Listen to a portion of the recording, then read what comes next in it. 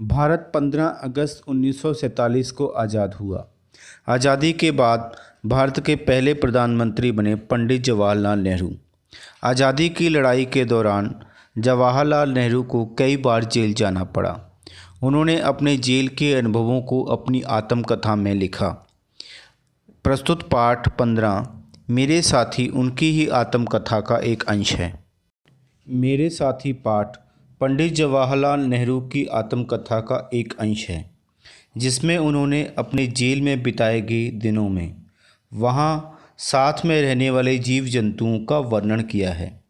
इस पाठ के माध्यम से लेखक ने यह बताने का प्रयास किया है कि कोई भी व्यक्ति अकेला नहीं रह सकता। यदि व्यक्ति को अकेला रहना पड़े तो उसका जीवन उकता जाता है। उसे एक साथी की आवश्यकता हमेशा रहती है, चाहे वह साथी जानवर ही क्यों ना हो। जब पंडित जवाहरलाल नेहरू को देहरादून जेल में एक छोटी सी कोठरी में रहना पड़ा तो उन्हें ऐसा लगने लगा कि जैसे वह उसी का एक हिस्सा हैं। वे उसके जर्रे जर्रे से परिचित हो गए थे। बाहर के छोटे से आंगन में उगे घास के छोटे छोटे गुच्छे और पत्थर के टेढ़े मेढ़े टुकड़े उन्हें अपने पुराने दोस्त लगते थे। वह कोठरी में अकेले थे, लेकिन वहाँ बर्रों, ततैयों और छिपकलियों के घर थे। जवाहरलाल नेहरू को अकेलेपन की शिकायत थी, पर उनकी कोठरी के बाहर छोटे से आंगन में बहुत सारे जीव जंतु रहते थे। वहाँ जीवन उमड़ा पड़ा था। वहाँ अनेक रेंगने और उड़ने वाले जीवधारी रहते थे। नेहरू छिपकलियों, चमगादड़, दीमकों, चींटियों और दूसरे कीड़ों को बैठकर घंटों तक देखा करते थे। लखनऊ जेल में पंडित जी एक जगह बैठे बैठे पढ़ा करते थे।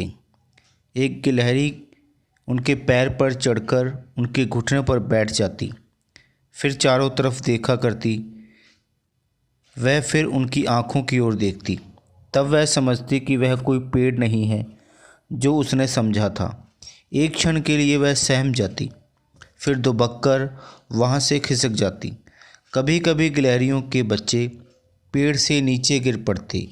उनकी माँ उनके पीछे पीछे आती, लपेटकर उनका एक गोला बनाती और उनको ले जाकर एक सुरक्षित जगह पर रख देती।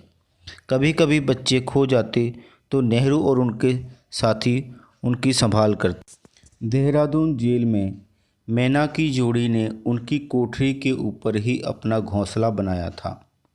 वे उन्हें दाना दिया करते थे।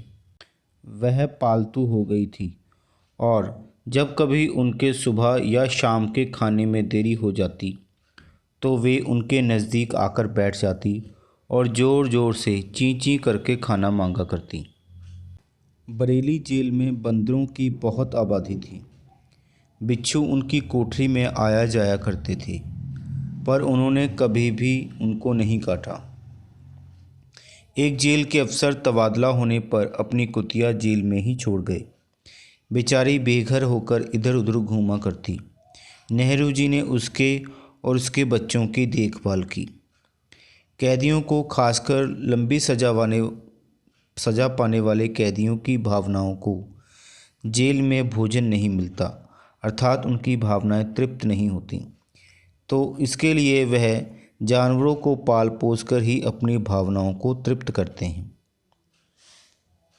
तो इस प्रकार इस पाठ से हमें इस बात का पता चलता है कि कोई भी आदमी अकेला नहीं रह सकता।